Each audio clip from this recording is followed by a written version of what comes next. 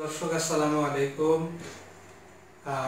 আজকে আমি একটি খুবই গুরুত্বপূর্ণ আমাদের যে রোগ নিয়ে আলোচনা করব, সেই রোগটির নাম হলো ঘাড় বাঁকা। তো দর্শক, আমরা আজকে জানবো এই ঘাড় বাঁকার কারণগুলো কি কি রয়েছে এবং এই ঘাড় বাঁকা হলে আমরা কি কি চিকিৎসা নেব সেই বিষয়ে। তো প্রথমত, ঘাড় বাঁকা এই ট্রামটাকে মেডিকেলে বলা হয় টর্টিকোলিস অথবা রাইনেক। তো এই টর্টিকোলিসের কারণগুলো কি কি রয়েছে সেটা এখন আমরা জানব। তো প্রথম যে কারণটা সেটা হলো কনজেনিটাল। তো দর্শক, কনজেনিটাল মানে হচ্ছে যেটা জন্মগতভাবে হয়, অর্থাৎ জন্মের পরে যদি কারো এরকম ঘাড় একদিকে বাঁকা থাকে সেটাকে আমরা বলবো কনজেনিটাল টর্টিকোলিস। তো দ্বিতীয় যে কারণ সেটা হচ্ছে ইনফেক্টিভ।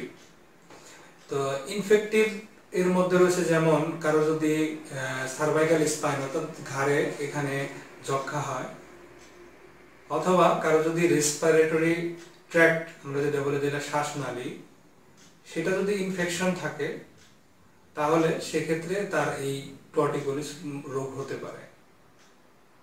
তো তৃতীয় কারণ হিসেবে বলবো, যদি কারো এই যে সার্ভাইকাল যে ভার্টিব্রা রয়েছে, তো এই ভার্টিব্রাগুলো যদি, ভার্টিব্রা মানে হলো যে হাড়, ঘাড়ের যে হাড়গুলো, তো এগুলো যদি আঘাতপ্রাপ্ত হয় অথবা ফ্র্যাকচার হয় অথবা ডিসলোকেশন হয়, অর্থাৎ যদি কোনো হাড়ের যে পজিশন চেঞ্জ হয় ঘাড়ের যে হাড়গুলো রয়েছে, সেই ক্ষেত্রে এই টর্টিকোলিসটা হতে পারে।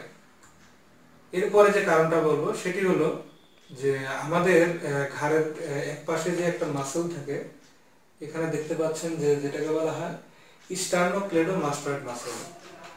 তো এই স্টার্নোক্লেডোমাস্টায়েড মাসলের যদি কোনো সময় স্পাজম হয়, যে এটা কি কারণ হইতে পারে, যদি খুব বেশি ঠান্ডার মধ্যে এটাকে আমরা এক্সপোজ করি সেক্ষেত্রে হতে পারে। তো যখন এই মাসেলটা স্পাজম হয়ে যাবে তখন আমাদের এই টর্টিকোলিসের মতো রোগ হতে পারে। এরপরে যে কারণটা মাসেল পুল, যদি এই মাসেল স্টার্নোক্লেডোমাস্টার যে মাসেলটা সেটা যদি পুল হয়, অর্থাৎ যদি এরকম ভাবে শর্ট পজিশনে চলে আসে, সেটাকে বলবো সেটার কারণেও টর্টিকোলিস রোগটা হতে পারে। যে কারণটির কথা বলবো সেটি হলো ইউনিল্যাটারাল মাসেল প্যারালাইসিস। তো ইউনিল্যাটারাল মাসেল প্যারালাইসিস এর মানে কি? এর মানে হলো যে একদিকের মাসেল প্যারালাইসিস হয়ে যাওয়া। তো যাদের পোলিও রোগ রয়েছে সেই সমস্ত রোগীদের ক্ষেত্রে ইউনিল্যাটারাল মাসেল প্যারালাইসিস থাকতে পারে ঘাড়ের।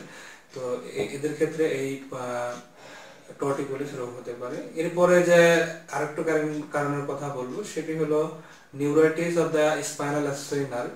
যে আমাদের যে স্পাইনাল অ্যাক্সেসরি নার্ভ আছে সেটা যদি নিউরাইটিস হয় সেক্ষেত্রে এই টর্টিকোলিস হতে পারে। এরপরের যে কারণটির কথা বলবো সেটি হলো অকুলার ডিস্টারবেন্স, অর্থাৎ যদি আমাদের যে বাচ্চা যখন জন্মগ্রহণ করে এরপরে যদি তার কোনো এক চোখের ডিস্টারবেন্স থাকে, এরপরে সে যে দ্বিতীয় ভালো চোখটি রয়েছে সেটা দিয়ে দেখার চেষ্টা করবে।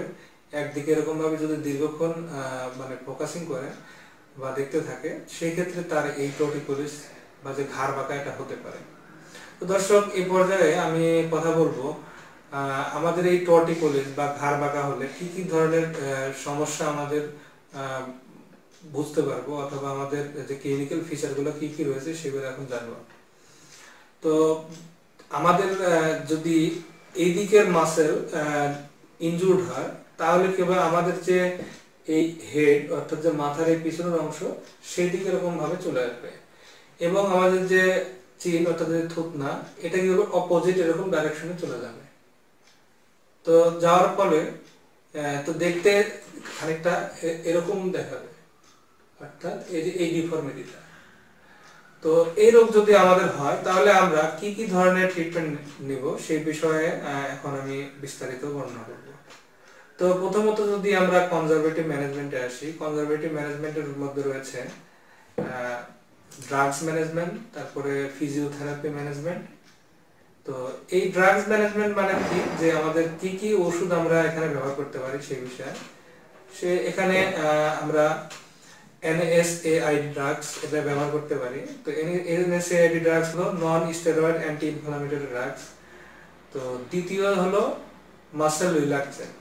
তো এই দুই ধরনের ওষুধ আমরা ব্যবহার করতে পারি।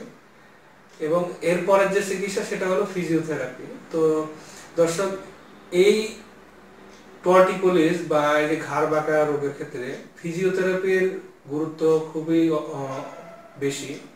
এরপরে যে ট্রিটমেন্টটা সেটা হলো ম্যানুয়াল থেরাপি। তো এই ম্যানুয়াল থেরাপি অত্যন্ত কার্যকরী ভূমিকা পালন করে এই টর্টিকোলিস রোগের ক্ষেত্রে। তো ম্যানুয়াল থেরাপি আসলে কি, যেটা একজন বিশেষজ্ঞ ফিজিওথেরাপিস্টই এই ম্যানুয়াল থেরাপি দিতে সক্ষম। তো অন্য কারো দ্বারা এটা সম্ভব না। তো আমি বলবো আপনাদের যাদের এই সমস্যা রয়েছে, তো একজন ভালো ম্যানুয়াল মানে ফিজিওথেরাপিস্ট রয়েছে অথবা একজন ম্যানুয়াল থেরাপিস্ট রয়েছে, তাদের শরণাপন্ন হয়ে এই রোগের চিকিৎসা করবেন। এরপরে আমি জেনারেল কিছু এক্সারসাইজ বলবো এই রোগের ক্ষেত্রে, যে কি ধরনের এক্সারসাইজ আমরা করতে পারি এই টর্টিকোলিস হলে, এবং সেটাই এখন আমি ধীরে ধীরে আপনাদের সামনে বর্ণনা করব। তো নাম্বার 1 এক্সারসাইজ আমরা যেটা করতে পারি সেটা হলো মাইল্ড স্ট্রেচিং। তো মাইল্ড স্ট্রেচিং কিভাবে করব? আমাদের যে নেকের যে মুভমেন্ট গুলো হয় সেগুলো হলো যে ফ্লেকশন, এক্সটেনশন, দেন সাইড বেন্ডিং, দেন রোটেশন মুভমেন্ট।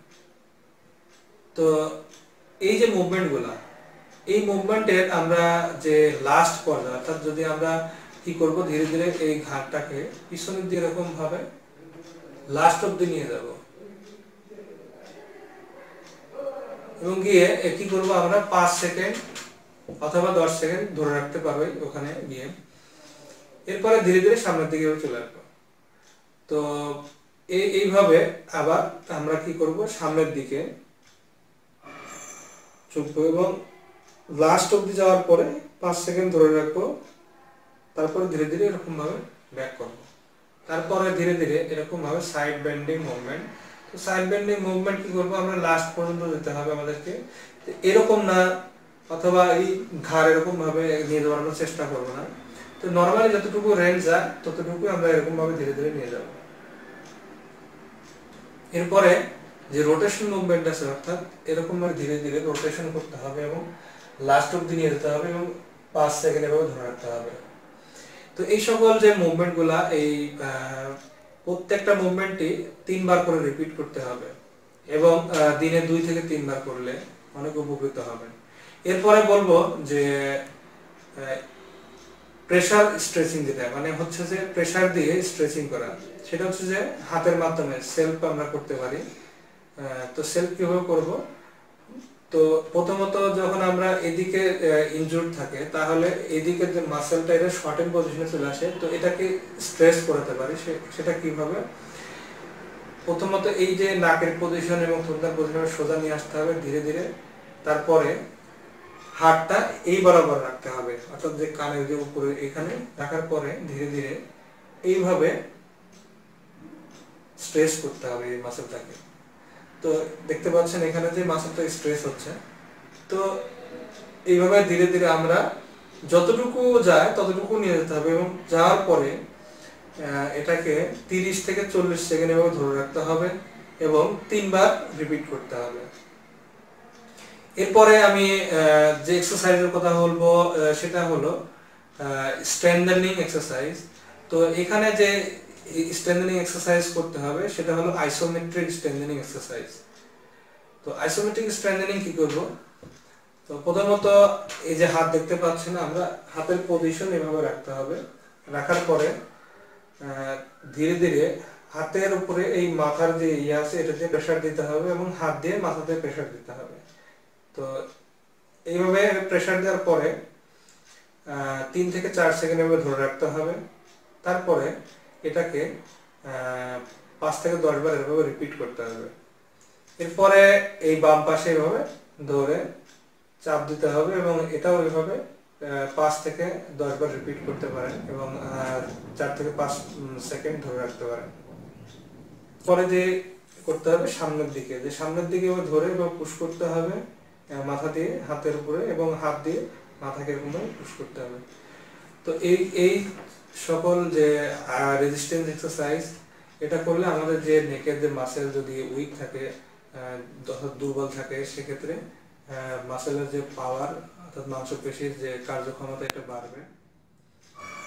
তো এরপরে যে ট্রিটমেন্ট অপশন থাকে সেটা যদি এইভাবে যদি কারেকশন না হয় সেক্ষেত্রে তাকে অপারেশনে যেতে হবে, সার্জারির মাধ্যমে ওই এটাকে রিমুভ করবে।